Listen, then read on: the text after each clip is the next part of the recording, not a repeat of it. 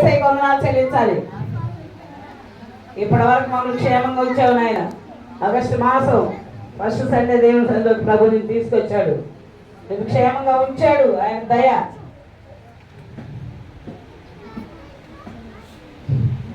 మోకరించి కళ్ళు మూసుకుని యేసయ్యకి వందనాలు చెల్లించాలి.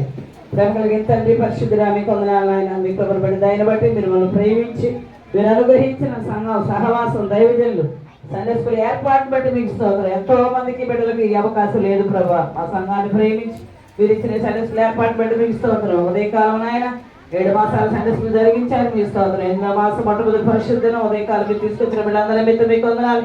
ఇప్పటివరకు పాటల ద్వారా గేమ్స్ ద్వారా మీరు మహిమ పొందారు, మీకు వందనాలు ప్రభా. నీ మాటలు కూర్చునిగా ప్రతి వారిని మీరు దర్శించండి. నీ మాటకు లోబడి మీ దీవెన పొందువారికి మా బిడ్డలందరూ కూడా మీరు సిద్ధపరచండి. దుష్టుడు సాతానుడు అపవాదికి ప్రతి తంత్రాన్ని మీరు లయపరిచి వీళ్ళందరూ మీ అందరూ విశ్వాసం కలిగి మీ మాటలు విని వాటి ప్రకారం జీవించడానికి వారి దినాలించుకుని మీరు సిద్ధపరిచి మహిమ పొందమని సమయంలో సాక్షి ఇచ్చిన క్షేమాన్ని దీవించి విశ్వాసం ఎక్కువ చేయి మీ కొరకు నిలబెట్టు. అదేవిధంగా నాయన గ్రేస్ని బట్టి మీకు స్తోత్రం.